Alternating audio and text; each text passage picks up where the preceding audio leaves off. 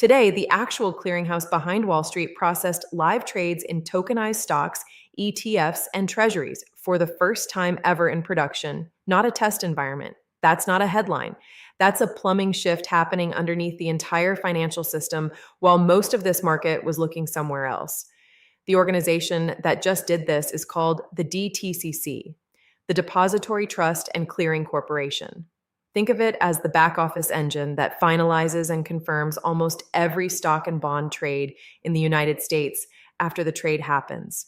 It's not flashy. It's not on anyone's watch list. It's the plumbing everything else runs through. That plumbing just went live with blockchain rails underneath it. Here's who was standing in the room when it happened: BlackRock, JPMorgan, Goldman Sachs, Morgan Stanley, State Street, and sitting right next to them on the participant list, Ripple Prime. Not a rumor, not a partnership headline you have to squint at. A named participant alongside Circle and Ondo Finance in the actual production event.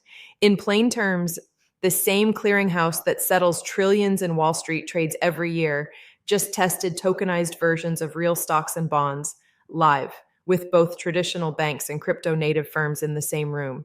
Here's what that actually means for you if you've been tracking XRP headlines and nothing else. This isn't an XRP story wearing a DTCC costume. It's a settlement infrastructure story, and XRP adjacent firms are inside it, which is a very different thing than XRP itself being adopted. Now, here's the part almost nobody covering this actually explained. Tokenization means creating a blockchain-based version of something that already exists, a share of Microsoft stock, a treasury bond, where the token itself carries the same legal ownership rights as the paper version. Not a synthetic copy, not a side bet, a blockchain native representation that's legally equivalent to the real thing, dividends and voting rights included. The DTCC didn't build this from scratch overnight either. Strip away the institutional language, and here's the sequence. Regulators cleared the runway first, then the infrastructure went live. Back in December of last year, the SEC issued what's called a no action letter, a formal statement that regulators won't pursue enforcement action against a specific defined activity. That letter gave the DTCC a 3-year window to build and run this tokenization system without tripping the older custody and transfer agent rules written decades before blockchain existed. In plain terms, the SEC didn't approve tokenization broadly. It carved out a specific time-limited safe zone for this one clearinghouse to test it properly. Here's what actually got tested in that safe zone today. Russell 1000 stocks, major ETFs tracking the S&P 500 and NASDAQ, US Treasury bonds and bills, real assets already sitting inside the DTCC's own custody, the practice of a regulated institution safely holding financial assets on a client's behalf, converted into tokenized form and moved through collateral transfers, repo transactions, margin movements, and actual securities trades. Put simply, this wasn't a demo. Real assets moved through real financial operations, just on blockchain rails instead of the old paperwork rails. Most people hear collateral transfer and repo transaction and tune out. Don't make that mistake here.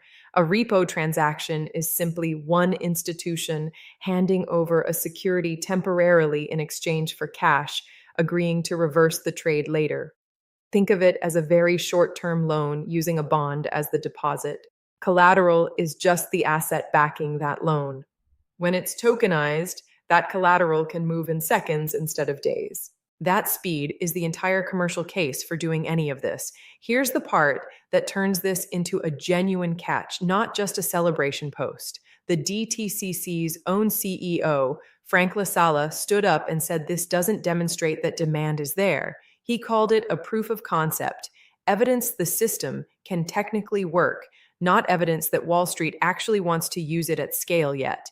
In plain terms, the plumbing works, but nobody has proven the water actually needs to flow through it in real volume. Nadine Chakar, the DTCC's global head of digital assets, framed the next step directly. This production run is meant to prove the value of tokenization and build the foundation for a scalable launch when the full commercial service goes live in October. That's the actual date to track. Not today's headline, October, here's your structural takeaway, no hedging. The system now exists and technically works, with BlackRock and Ripple Prime both inside the room that proved it. What doesn't exist yet is proof that institutions will route meaningful volume through it once the training wheels come off in October. Track two things between now and then: whether participant volume actually grows past this pilot, and whether Ripple Prime's role inside this system expands beyond simply being named on a participant list. Everything else, the excitement, the headlines, the "this changes everything" posts, is noise until October's numbers land. That's the plumbing shift. The pipes are built. Whether the money actually flows through them is still an open question.